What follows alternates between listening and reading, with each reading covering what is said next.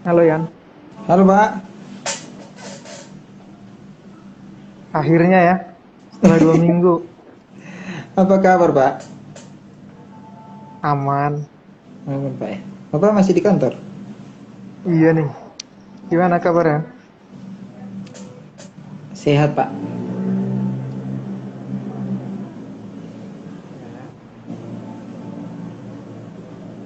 Ini di mana ini Pak? Di ruang dosen?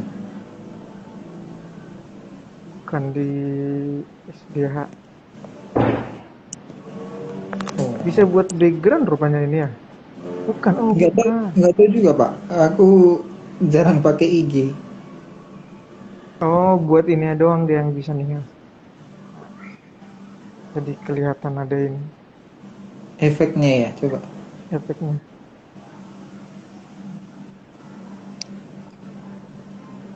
Oh, Nggak ada yang ngikutin ya? masih kita Pak berdua.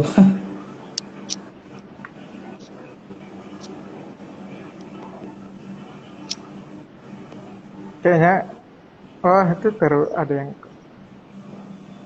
Oh, banyak ya. Udah ada ini. Siapa ini?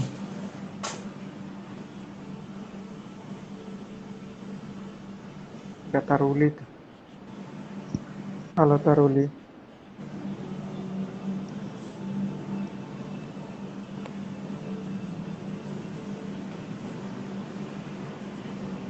Ya, gimana Yan? Kita mulai aja Kita Pak. mulai aja ya? Ya, Boleh. bisa sih nanti ditonton nanti apanya. Berarti Kayaknya Bapak memang belum baiknya kalau pakai pakai Zoom ya, biar materinya bisa ini ya, sambil diskusi-diskusi ya.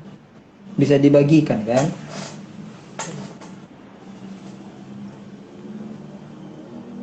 Tapi nggak apa-apa lah, yang diskusi santai-santai kan. Mm-mm.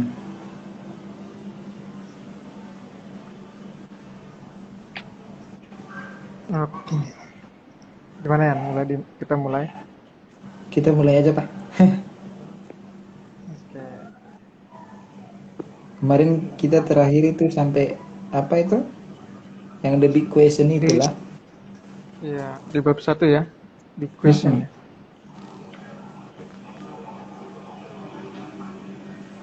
Iya. Kalau bab 2 ini kan historical context ya, konteks Hmm. historis ya. Nah, menarik juga sebenarnya dia mulainya dari konteks historisnya ya, bahwa melihat apa namanya, bagaimana iman Kristen dan matematika itu berhubungan satu dengan yang lain dengan melihat ini ya, apa namanya, konteks historis. Nah, kalau alasan dia sebenarnya kalau di buku ini ya, kenapa perlu kita melihat konteks historis? Sebenarnya dia bilang sih bahwa secara ideal kita baiknya sebenarnya lakukan survei ke Alkitab ya, perjanjian baru, perjanjian lama gitu ya. Cuman kan Hmm. kalau di Alkitab kan bukan buku ensiklopedia ya, dan nggak secara langsung mengungkapkan tentang matematika kan. Ya meskipun di sana ada bicara tentang konteks matematika, simbol-simbol matematika kan. Tapi secara directly atau secara langsung bicara matematika itu apa, naturnya apa kan nggak ada ya. Ya. Gitu. Tapi Alkitab memberikan dasar kan, memberikan prinsip. Nah dia bilang bahwa oleh karena itu mungkin baiknya kita ini ya, survei itu secara historis gitu ya. Ya di buku ini memang dia memulai dari secara historis ya, yaitu bagaimana perjalanan iman dan bapak-bapak gereja ya, dan antara pemikir-pemikir Kristen dan matematika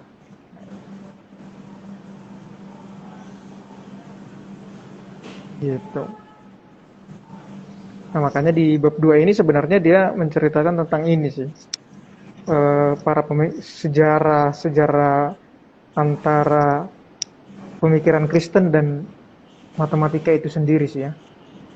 Sejak awal di mana pertemuannya, di mana kemudian terjadi pemisahan gitu ya. Nah, menariknya kalau dari buku ini dia bagi sebenarnya ya. Jadi ini bukan zaman prasejarah ya. Karena dia mulai itu dari zaman dia dibagi ini ya, dibagi sebenarnya dibagi 4 ya. Tapi bagian besarnya dia bagi 3. Pertama zaman sebelum revolusi sains, kemudian zaman pada revolusi sains ya. Kemudian setelah itu zaman pencerahan ya. eh, yang melahirkan ini ya apa namanya era modern atau zaman modern, setelah itu posmo atau postmodernisme ya. Nah itu. Nah kalau zaman sebelum revolusi sains, nah dia mulai memang kita mungkin familiar dengan kita sih ini ya, karena ini tokoh-tokoh yang diangkat juga tokoh-tokoh yang sebenarnya familiar ya. Nah dia sebenarnya dia mulai dari Pitagoras ya. Cuman memang Pitagoras kan nggak terlalu banyak kita ketahuin, dia bilang juga ya. Kita ketahuin yang tentang apa namanya, tentang pandangan religiusnya ya.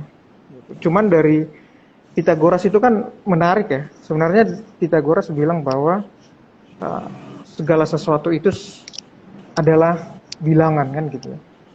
Makanya agamanya Pitagoras itu ya bilangan. Banyak juga yang bilang begitu ya. Segala sesuatu itu bilangan.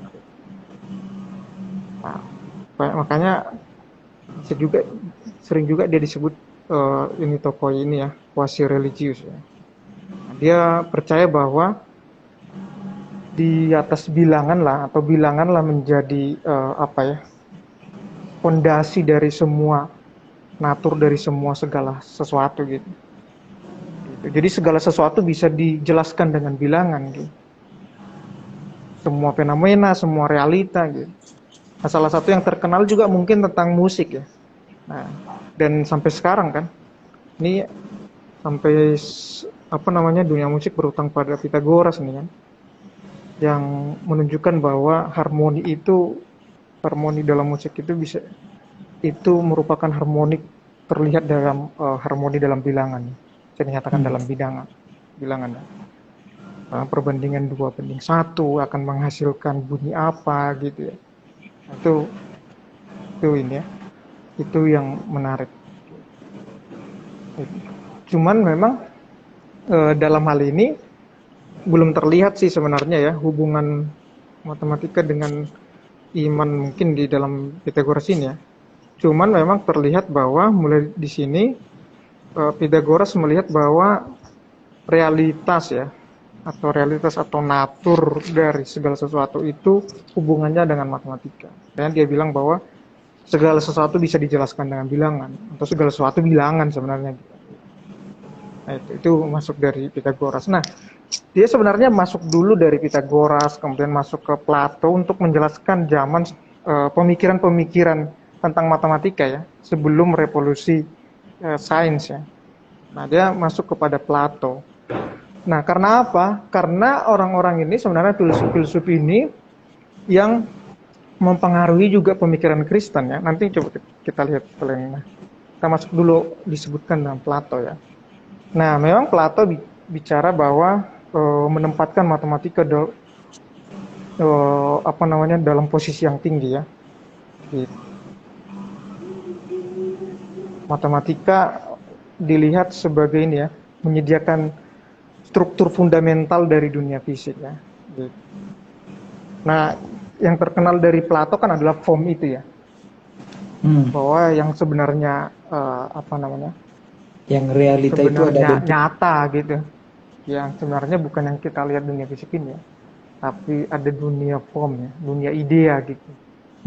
Nah, yang menarik sebenarnya Plato kalau di sini buku ini bilang dalam matematika Plato nggak menempatkan matematika itu sejajar dengan form itu, tapi antara form dengan dunia fisik di tengah-tengahnya matematika.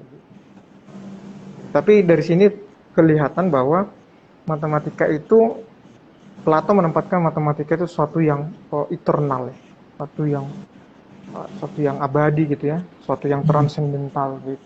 Itu pandangan tentang matematika ya, dari Plato ya. Bahkan terkenal ya, salah satu gagasan terkenal dari Plato itu kan Platonic solid itu ya, bangun Platonik itu ya, kubus, oktahedron, pentahedron gitu ya, yang melihat bahwa apa namanya, ada satu ya, secara logika hanya satu yang kongruen gitu ya, regular polygon itu hanya satu tipe ya yang bisa digunakan untuk semua. eh, Artinya intinya ada satu form lah dari geometris itu ya, dari solid itu yang bisa membentuk semua solid itu. Gitu. Jadi intinya Plato melihat bahwa matematika ini suatu yang apa namanya, pengetahuan yang eternal, suatu yang transendental, gitu. Ada di sana gitu. Jadi sesuatu yang tidak berubah. Berarti bisa dijadikan kayak Nah, ya, bisa dijadikan Allah dong matematika kalau kayak gitu Kak. Kalau segalanya transendental apalah di dalam pemikiran Plato itu. Atau di pemikirannya Plato ada di luar matematika itu lagi atau bagaimana? ya Plato melihat matematika itu sebagai bentuk ya, apa, fundamental, struktur fundamental dari dunia fisik. Jadi yang apa namanya, matematika itu nggak diperoleh dari dunia fisik, gitu. Hmm. Tapi Dari eh, sesuatu yang apa namanya, sesuatu yang transendental gitu. Jadi dunia fisik itu diciptakan dari ini ya. Setiap dunia fisik itu ada formnya, gitu. Itu yang paling utama gitu ya. Jadi kalau Plato kan ada ada dua dunia kan, dunia ide dan dunia fisik itu kan. Gitu. Nah, dunia yang paling tinggi itu adalah dunia yang dunia nyata, itu. itu kan bagi dia ide kan, dunia ide. Nah, dalam hal inilah Plato juga melihat matematika ya.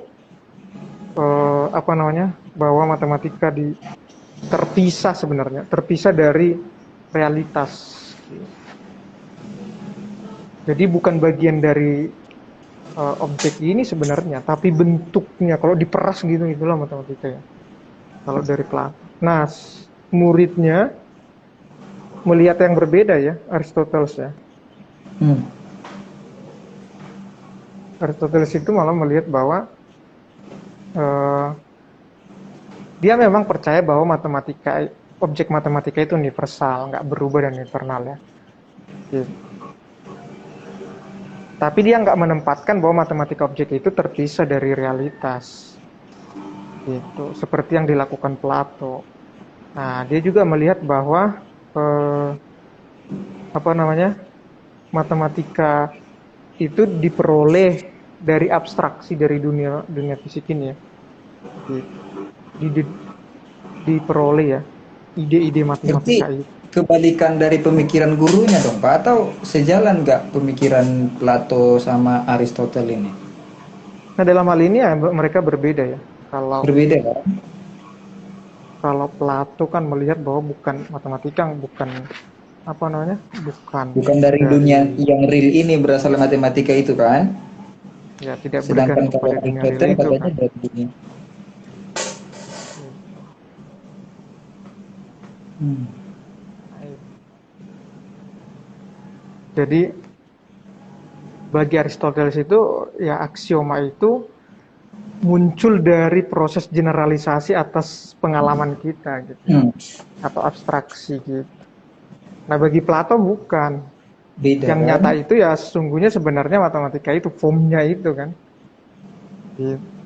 Itu yang nyata. Kalau Aristoteles melihat ya matematika itu sebenarnya diperoleh dari dari apa namanya, dari dunia fisik ini ya, dari abstraksi. Nah, ada satu yang menarik sebenarnya ya dari gagasan Aristoteles ini ya, tentang ketahinggaan ya, infinity.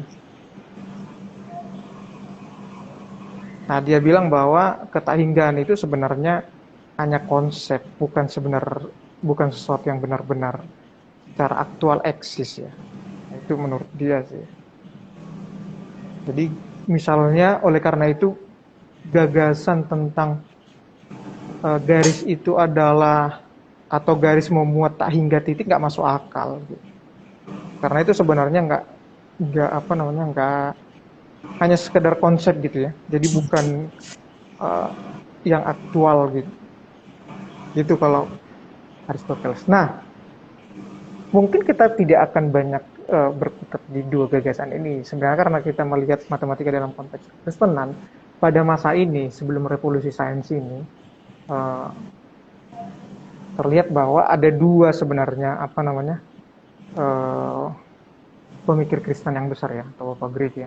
Pertama Agustin kan, kemudian nanti Aquinas ya. Nah, kalau Agustin kan memodifikasi ide Plato dalam rangka Kristenan ya. Nah, dalam hal ini kita bisa melihat bahwa ide tentang tadi matematika itu kebenaran yang absolut, eternal, transendental gitu ya, independen, terpisah dari pikiran manusia, ada di sana itu, bukan dari hasil dari produksi pikiran manusia gitu ya. Nah, itu kan sebenarnya Agustin menggunakan pemikiran ide Plato ya, pemikiran Plato yang dimodifikasi atau didamaikan dengan pemikiran Kristen ya. Oleh karena itu, makanya kalau Plato bilang bahwa matematika itu ada di dunia ide gitu ya. Nah, kalau Agustin bilang bahwa ya dunia ide itu ada dalam pikirannya Allah gitu. Misalnya bilangan itu ya bilangan ada dalam pikirannya Allah. Nah, oleh karena itu, kalau dalam hal ini pandangan tentang matematika dan kekristenan dalam hal ini adalah bahwa pengetahuan matematika itu sifatnya a priori gitu ya. Jadi bukan dari dunia fisik gitu, bukan dari pengamatan dunia fisik. Gitu. Nah, dalam hal ini Agustin bilang bahwa apa namanya, karena matematika itu ada dalam pikiran Allah ya memang dia eternal ya, abadi, transendental gitu ya. Memang dalam hal ini dia setuju juga ya, menggunakan Plato, dia terpisah dari pikiran manusia, bukan proses hasil produksi pikiran manusia. Jadi dari mana? Nah, ini yang dinamaikan dengan kekristenan ya, dalam pikirannya Allah gitu. Jadi dalam hal ini Agustin melihat bahwa matematika itu naturnya Allah gitu, pikirannya Allah sendiri gitu. Nah, pertanyaannya kenapa kita bisa memahami dunia fisik ya? Memahami apa namanya matematika melalui dunia fisik, atau apa hubungan matematika dengan dunia fisik. Nah, dalam hal ini gagasan kekristenannya dan hubungannya dengan matematika adalah Agustin melihat bahwa karena matematika itu adalah dalam pikirannya Allah, natural Allah sendiri sebenarnya, maka Allah menciptakan alam semesta ini atau ciptaan ini dengan pola matematika. Nah itu, jadi makanya kita ketika kita mengamati alam semesta ini, ya karena diciptakan dengan pola matematika, maka kita akan bisa mendapatkan pola matematika itu kan gitu. Nah itu dari sisi ciptaan ya. Dari sisi manusia yang menangkap pengetahuan itu juga, manusia diciptakan dengan kemampuan matematis. Nah ini yang dikatakan Agustin sebenarnya.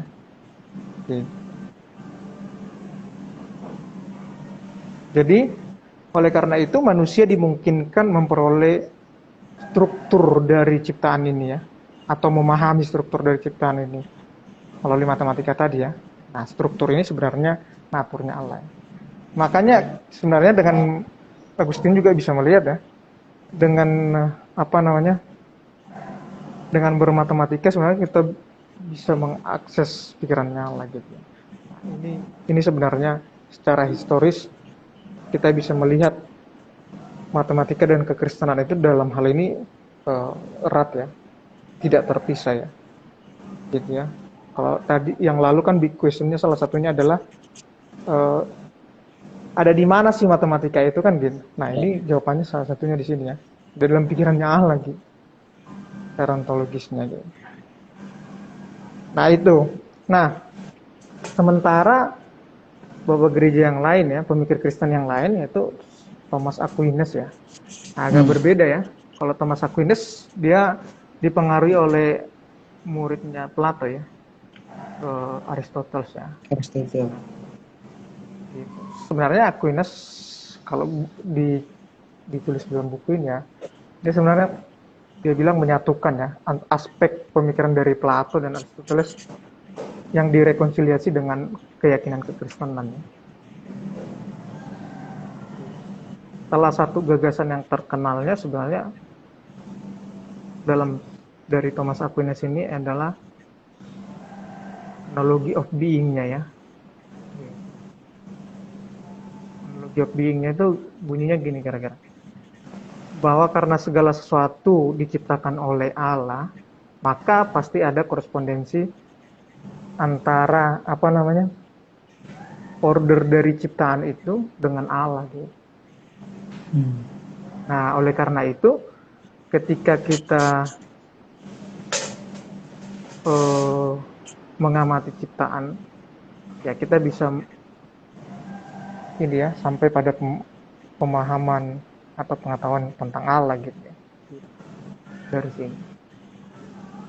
Nah, cuman menarik juga ya dari Aquinas ini melihat bahwa salah satu ini ya eh, meyakini juga dengan kekuatan pikiran ya bahwa dia bilang bahwa dalam pikiran kita sendiri kita dapat mengetahui ada Allah dan hanya satu Allah itu ya. Nah, intinya dalam hal ini sebenarnya apa namanya pemikiran Aquinas ini melihat bahwa eh, matematika itu ada di dalam kita peroleh dari ini ya apa namanya abstraksi dari dari dunia fisik ya. Nah itu didasarkan pada keyakinan tadi bahwa segala sesuatu diciptakan oleh Allah kan. Hmm, hmm, hmm, hmm. Tapi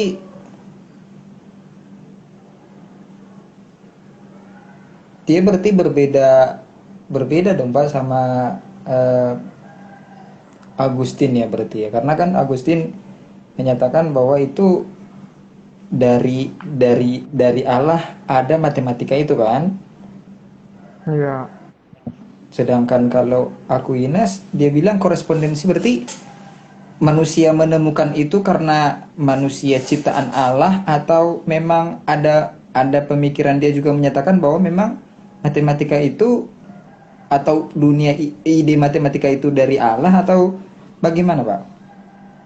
ya karena intinya tadi kan agak mirip dengan ini ya Aristoteles ya mengembangkan condong ke Aristoteles juga ya melihat bahwa karena dunia ini diciptakan oleh Allah maka keteraturan struktur dari dunia ciptaan ini berkorespondensi dengan Tuhan ya, termasuk matematika. Jadi strukturnya itu matematika itu ya sekedar struktur dari ciptaan, bukan naturnya Allah. Gitu. Oh, Tapi itu akan berkorespondensi dengan Allah karena Allah yang ciptakan kan gitu. ciptakan ya.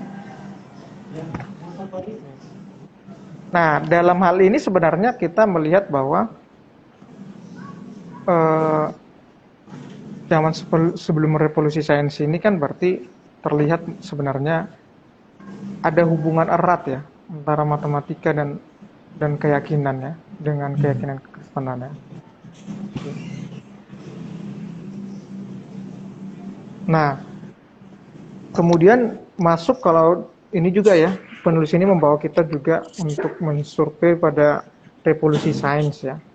Nah, sebenarnya revolusi sains ini didahului oleh peristiwa di mana ini ya pemikiran Aristoteles tidak berkembang sebenarnya di Eropa ya pada masa abad pertama apa ya abad pertama masa kekristenan ya. Tapi di apa namanya diperkenalkan banyak di Arab ya. Makanya Aristoteles itu banyak juga akhirnya dikembangkan di Arab ya. Gitu. Nah, setelah itu baru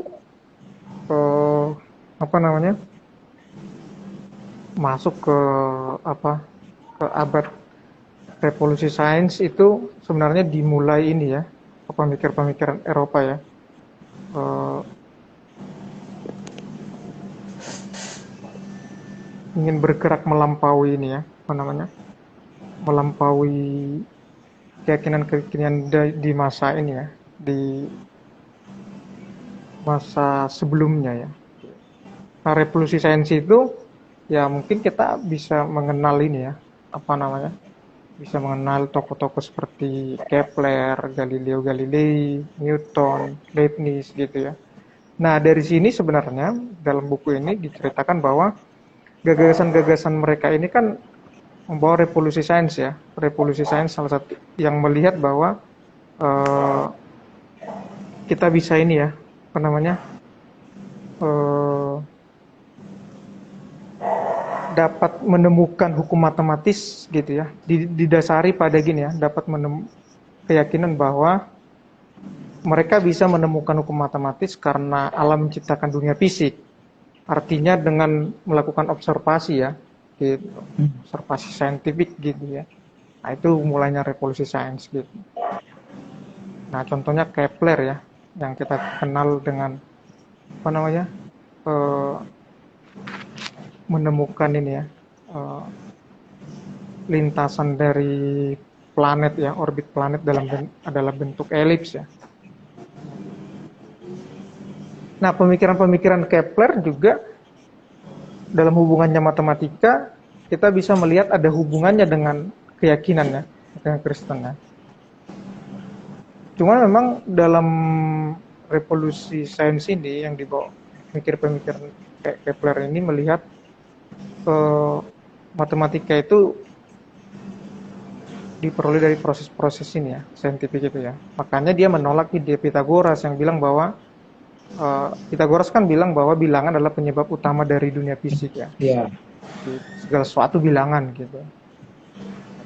Kepler bilang bahwa bilangan, berarti dalam hal ini matematika juga, ya hanya hasil pengukuran. Gitu. Berarti Lalu Kepler itu dia bilang bahwa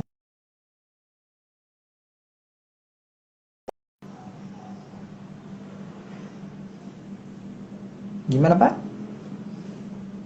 dia melihat bahwa bilangan yang diperoleh dari perhitungan lah yang benar-benar real gitu ya. Artinya hubungan dengan ini ya, yang benar-benar hasil dari observasi dunia fisik.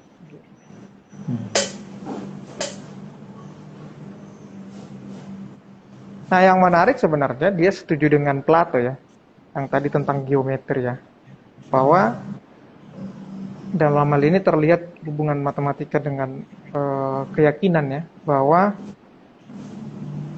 dia setuju dengan Plato yang melihat geometri itu punya bentuk spesial unik ya, yang transendental gitu, atau geometri itu bentuk unik dari atau bentuk spesial dari transendental. Gitu. Jadi ada semacam dalam geometri itu ada semacam satu voice gitu ya, apa istilahnya? Satu suara lah ya, satu voice antara pikirannya Allah dan manusia dalam geometri itu. Gitu. Karena dia melihat ada yang paling ini dari geometri gitu. Ada sifat yang paling transendental. Nah, dalam hal ini kita melihat sebenarnya bahwa pada zaman ini matematika juga dilihat sangat berhubungan dengan keyakinan.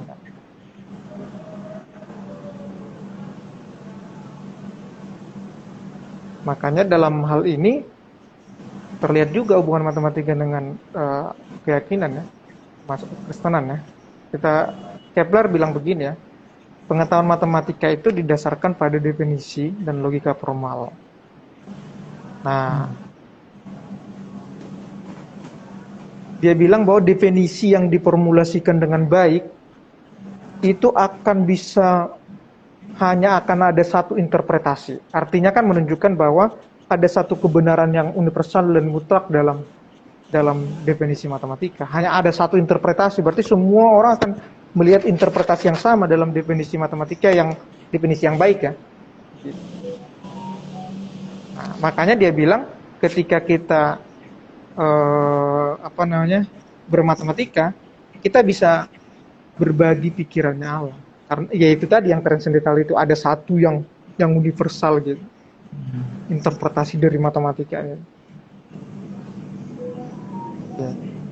Nah, dia memang sangat geometris ya. Kepler bilang bahwa entitas geometri itu bagian dari esensinya Allah. Makanya ketika dia bilang tadi kan, ada hal yang fundamental yang sebenarnya satu poise antara pikiran Allah dalam manusia ya, dan manusia dalam geometri. Jadi ketika kita memahami itu, ya kita memahami pikirannya Allah.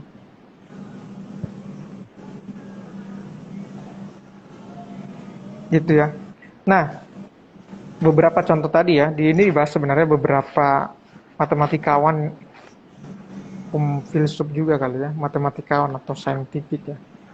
Saintis yang juga pemikir Kristen ya. Nah, Galileo juga pemikirannya itu ya, malah lebih jauh ya. Galileo berusaha membuat ya matematika itu, menempatkan matematika itu sebagai sumber dari pengetahuan. Nah, Galileo itu kayaknya dia ditentang sebenarnya ya, oleh gereja. Ingin menempatkan posisi otoritas itu dalam menginterpretasikan alam yang diamatin ini dari filsuf dan teolog ke matematikawan.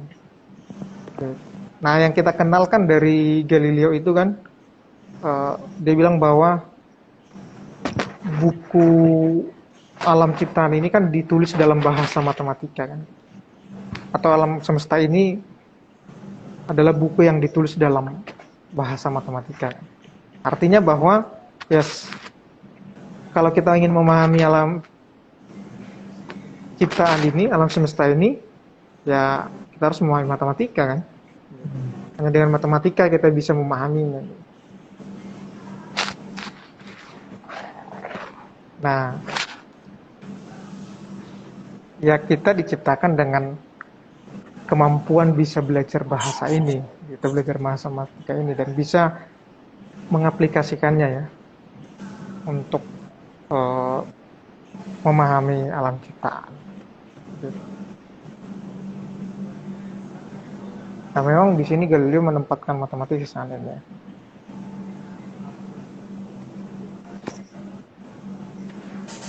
Tapi sebenarnya kalau kita lihat dari ini kan untuk menjawab equation kemarin ya Pak. Kalau kita lihat dari berbagai pendapat para pemikir Kristen inilah, kira-kira lebih menjurus kemana ya? Matematika itu kan ada yang dari pemikir itu, saya melihat ada dua kesimpulan yang mereka ambil. Ada yang menyatakan sama seperti siapa tadi itu, si Plato, yang menyatakan bahwa ya dunia realita itu ada dunia idenya terlebih dahulu. Dan ada juga yang menyampaikan, dia bilang oh enggak, dari dunia realita ini matematika itu salah satu tadi siapa itu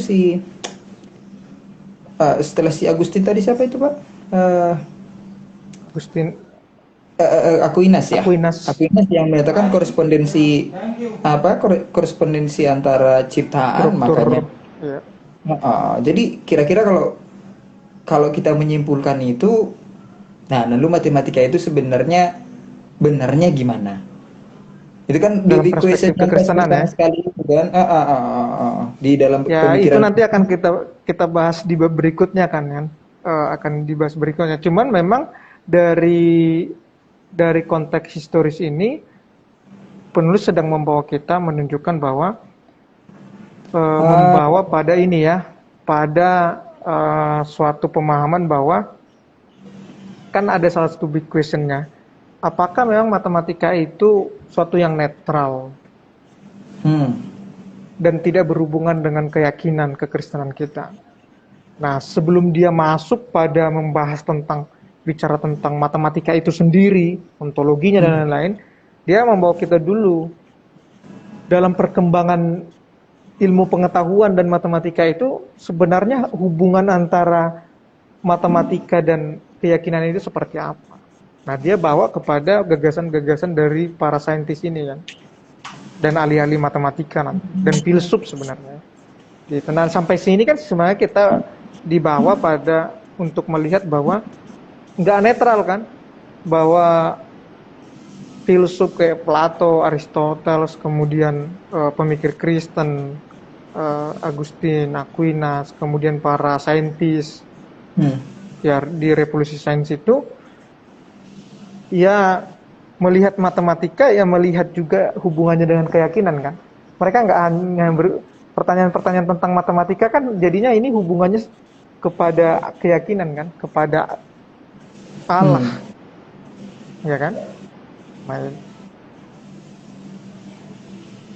Nah, pertanyaannya tadi mana yang benar? Ya nanti mungkin di bab berikutnya ya. Tapi sampai saat ini kita melihat sebenarnya kalau matematika itu netral gitu ya, tidak ada dengan hubungan dengan keyakinan misalnya begitu. Nah, ini sebenarnya penulis sedang membawa, coba dulu kita lihat dulu secara sejarah gitu. Sebelum nanti kita Ya, ya, melihat ya. dalam konteks kekristenan gitu. Gitu. Nah, di situ sebenarnya. Tapi menarik sih itu Pak. Maksudnya pemikiran-pemikiran kayak gitu kan jadi kayak bisa buat bingung, makin buat banyak pertanyaan. Ya, tentu ya. Tentu Iya, kalau ya mereka memang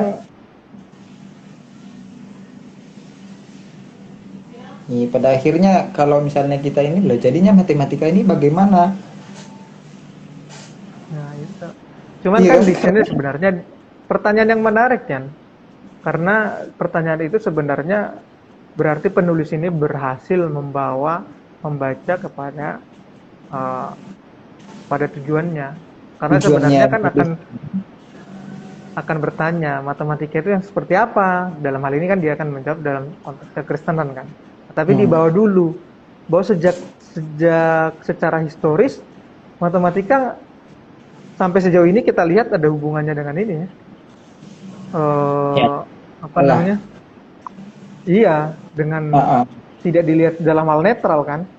Iya, ada kalau saya lihat tadi ya ada sesuatu yang eternal lah. Sama kayak matematika itu ya kadang begini, kadang begitu gitu loh. Nggak ada sesuatu yang jadi fondasi utamanya dari historical yang Bapak ceritakan itu ya.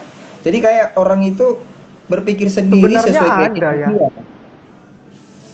Sebenarnya bukan itu tujuannya ya. Bukan ke arah bahwa matematika itu nggak ada fondasinya. Enggak, dia sebenarnya ingin membawa bahwa secara historis matematika itu ada hubungannya dengan keyakinan dan selalu pergulatannya tentang itu. Iya, Kita lihat iya betul aja Pak. pergulatannya.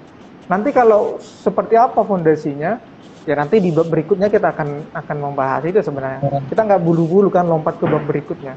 Secara kekristenan seperti apa dilihat dalam matematika. Sejauh ini sebenarnya ingin jangan buru-buru ya, ingin melihat hubungan antara matematika dengan kekristenan. Kan banyak juga dengan keyakinan. Banyak juga melihat bahwa matematika itu nggak ada hubungannya dengan keyakinan. Nanti kita lihat malah di abad modern sebenarnya. Nah, mungkin sebelum masuk ke abad modern saya ceritakan dulu dua tokoh penting juga diceritakan ya. Ada Ya, pertanyaan satu nih Pak. Newton. Saya baca Pak ya. Nanti mungkin mungkin aja ya. Nanti aja ya Yana. Oh Setelah ya. selesai dulu. Pertama mungkin berikutnya adalah Newton ya. Newton juga sebenarnya melihat bahwa hubungan antara matematika dengan apa ya, dengan keyakinan ya, dengan Allah ya. Gitu. Karena dia melihat bahwa hukum alam itu sebenarnya ide dalam pikirannya dan percaya bahwa matematika menyediakan alat yang dibutuhkan untuk mengetahui hukumnya Allah dalam ciptaan itu. Gitu. Nah, artinya ketika matematika ini adalah bagi Newton alat untuk memahami dunia ciptaan ini, ya akhirnya kita memahaminya hukumnya Allah kan, ya akhirnya sampai kepada Allah itu kan, itu Nah ini Newton. pemikiran baru lagi nih Pak. Berbeda dari yang tadi-tadi itu. Ya sebenarnya ya tentu ini pemikiran yang berbeda ya, makanya disebutkan di sini ya. Jadi kita sekarang ini sebenarnya di bab ini, nah kalau teman-teman baca ini, di bab ini bukan sedang ingin melihat pemikiran mana yang paling bagus, bukan. Ini hanya historical konteks ya. Jadi konteks historis ingin diceritakan. Ini belum. Nanti kita di bab berikutnya sebenarnya akan dibawa. Ini pertanyaan-pertanyaan tentang apa itu matematika. Itu akan di bab berikutnya tentang epistemologi. Sekarang masih historical konteks, konteks historis gitu ya. Kita melihat perjalanan matematika ini seperti apa gitu ya. Nah, sehingga nanti kita bisa melihat kan kita akan melihat pemikiran-pemikiran dari matematikawan kan tentang apa itu sebenarnya matematika. Gitu. Nah, pemikir berikutnya mungkin ini sangat kita kenal ya, yaitu pendiri kalkulus Leibniz ya. Nah, dia sebenarnya pemikir Kristen ini. Nah, dia melihat bahwa matematika itu, kebenaran matematika itu eksis di mana? Di dalam pikirannya Allah. Jadi bukan bergantung keinginannya Allah, karena Allah mau, maka Allah menciptakan. Dia bilang bukan begitu ya. Tapi dia bilang bahwa ya memang karena bagian naturnya Allah, gitu. Ada dalam bagian naturnya Allah.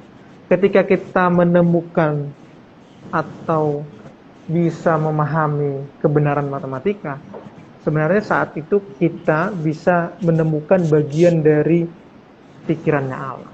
Nah, ini mirip juga dengan Agustin tadi ya. Makanya bagi Leibniz itu Tuhan itu adalah matematikawan sejati, sempurna.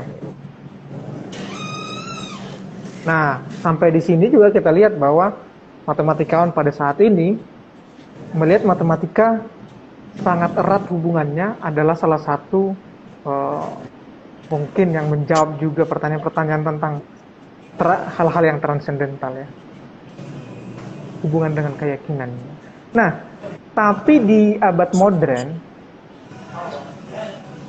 yang ini ya, dilahirkan oleh abad pencerahan sebenarnya ya. Ini sebenarnya muncul karena keinginan manusia untuk ini ya, yang ingin mencoba memahami segala sesuatu itu dengan menggunakan dituntun oleh rasionalitas dibanding keyakinan, wahyu gitu ya. Jadi pada abad modern ini memang muncul didasarkan keyakinan bahwa kekuatan rasio basic manusia ya. Oke. Makanya beberapa yang muncul di sini yang disebutkan adalah para matematikawan atau gagasan tentang matematika itu banyak yang menganut deisme ya. Ya kita tahu menganut deisme berarti mereka masih percaya bahwa Allah menciptakan ini ya, dunia ini. Tapi setelah diciptakan ya Allah membiarkan begitu kan, kira-kira gitu lah. Tidak terlibat lagi. Oleh karena itu untuk memahaminya ya menggunakan pikiran manusia gitu kira-kira ya. Makanya untuk pada zaman ini para matematikawan ataupun saintis itu banyak yang anggapannya adalah bukan wahyu jalan untuk pengetahuan akan Allah, tapi pikiran gitu. Jadi kalau tadi kan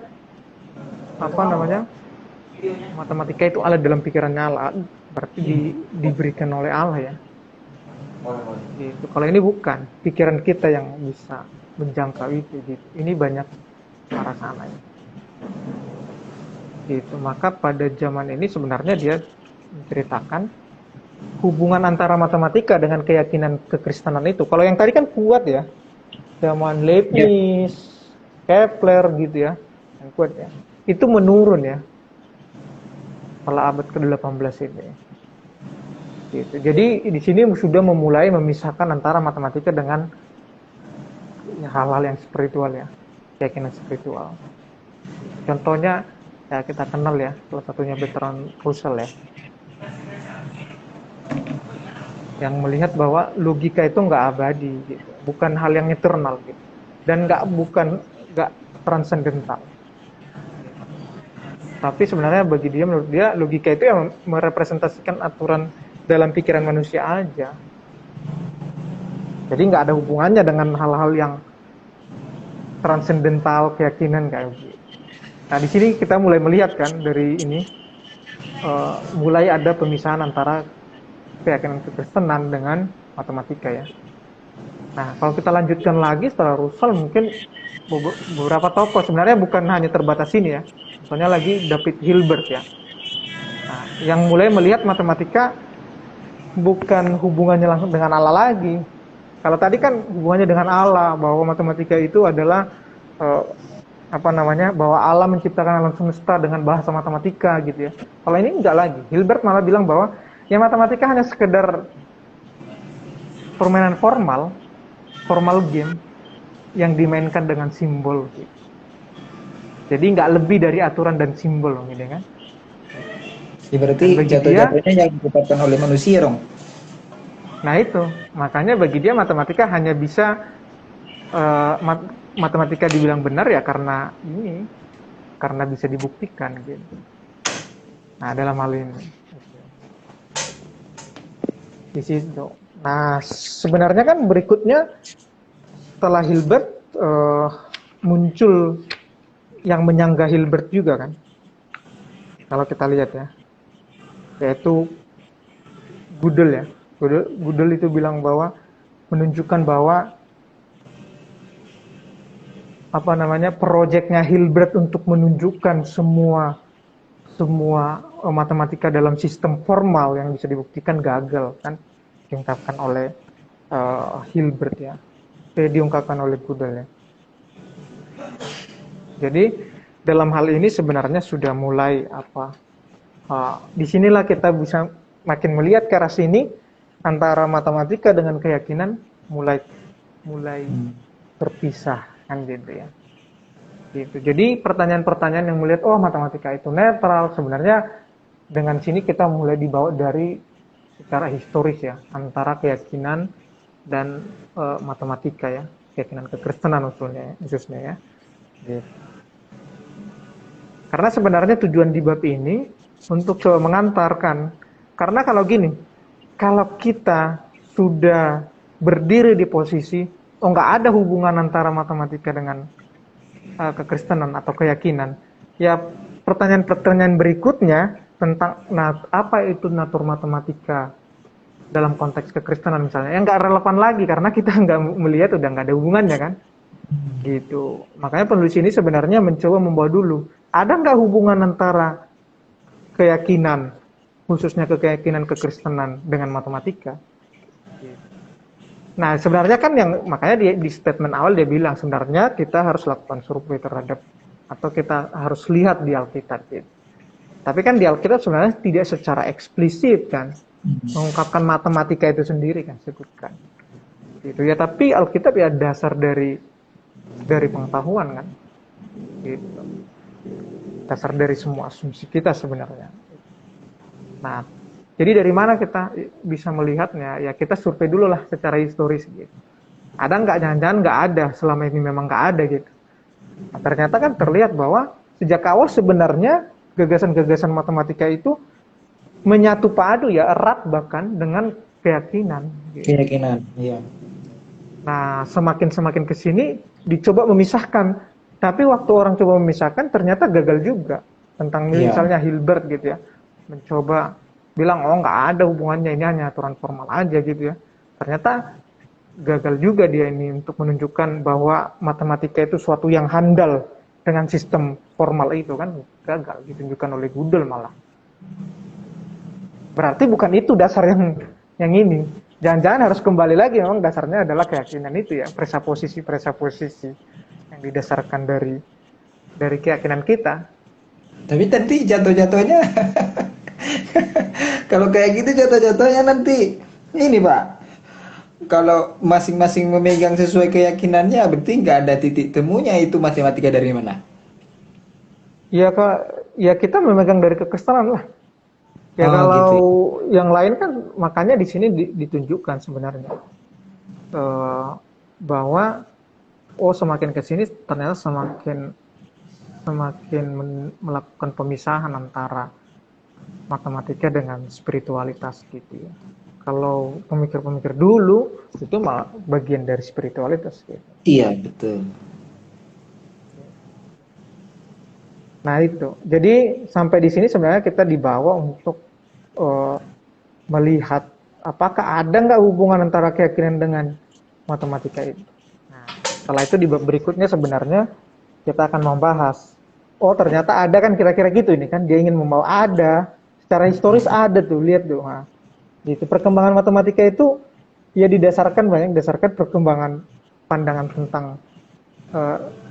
yang transendental kan gitu ya, bahkan pemikiran-pemikir Kristen ya.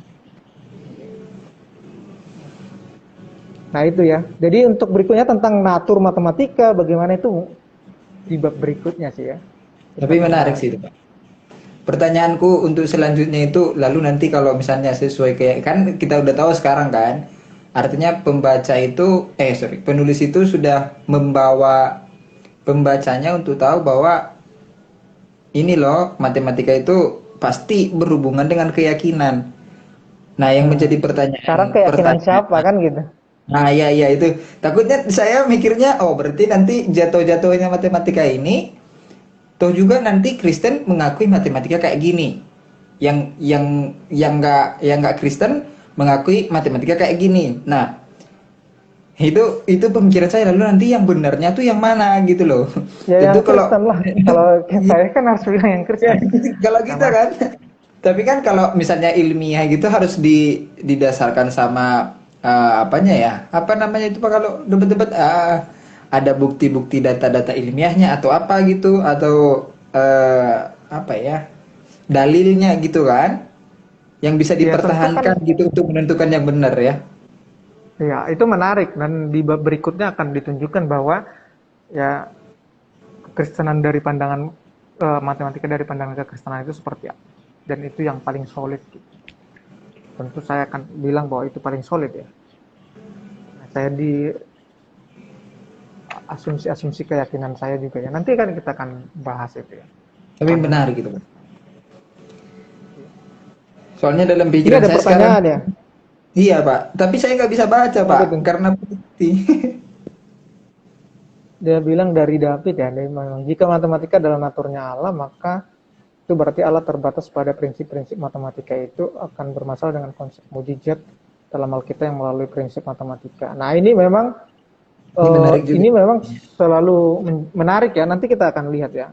Ini memang perdebatan ya antara yang melihat bahwa matematika naturnya Allah, dan matematika itu sebenarnya bagian dari natur ciptaan, yang natur dari alam semesta atau struktur dari alam semesta yang Allah ciptakan gitu. Kalau ini katanya naturnya Allah, berarti Allah terbatas pada prinsip-prinsip matematika. Iya Pak, jadi karena ya, tadi itu yang diawali itu kayaknya tadi itu. Sebenarnya kalau pandangan yang melihat a priori ini sebenarnya melihat bahwa kepada sisi ini ya, sebenarnya dua karakternya Allah ya. Satu yang melihat bahwa Allah, matematika itu adalah naturnya Allah, ya melihat pada karakternya Allah yang transendental gitu ya, fokus di situ gitu ya. Nah, kalau ditanya apakah nanti memang ini menjadi permasalahan ya, permasalahan teologis memang. Kalau matematika itu naturnya Allah, maka Allah dibatasi oleh matematika dong, gitu ya. Ya matematikanya siapa, gitu kan? Iya. Ya itu kan itu kan? Itu pertanyaannya, matematikanya siapa? Karena kan yang mungkin karena ini akan membeda. Ini pertanyaan ini berarti didasarkan pada asumsi bahwa matematika yang kita ketahui dengan matematikanya Allah itu, yang adalah naturnya Allah itu, kalau mau gunakan pandangan ini ya, pandangan a priori, sama kira-kira gitu kan? Padahal kan enggak ya. Dia ini David siapa ya Pak ya? Kak David ini karena mungkin mujizat itu nggak bisa dijelaskan kali ya, karena banyak orang percaya mujizat itu supranatural. Jadi matematika kan mungkin pemikirannya bisa dijelaskan. Lalu kalau misalnya mujizat berarti itu kan nggak bisa dijelaskan secara matematika, berarti bukan Allah dong. Gitu. Padahal sebenarnya benar nggak sih Pak itu karena keterbatasan kita, karena matematika yang kita tahu itu kayaknya masih jauh dari matematika apanya deh, gimana ya, yang kita matematika yang masih kita tahu itu masih sangat jauh banget. Karena gini juga, kalau ini kan pandangannya kan dibenturkan dengan itu ya. Ya memang itu salah satu apa ya, kekristenan itu pun ada dua sebenarnya titik pijaknya ya, melihat ini. Ada yang melihat secara a priori bahwa matematika adalah bagian naturnya Allah kan gitu ya. Nah makanya bagi dalam hal ini bahwa Allah itu logik tapi bukan logiknya manusia, supralogik gitu ya.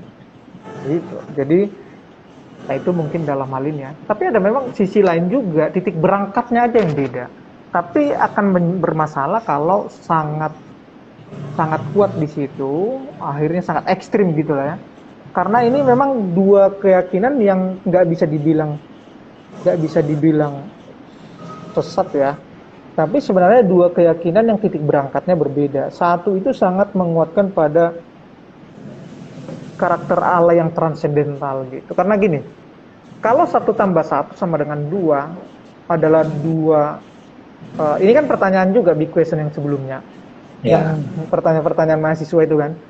Pertanyaannya gini, kalau gitu dong, bisa dong bisa nggak Allah menciptakan dunia ini dengan 1+1 sama dengan 5 gitu. Ya kan?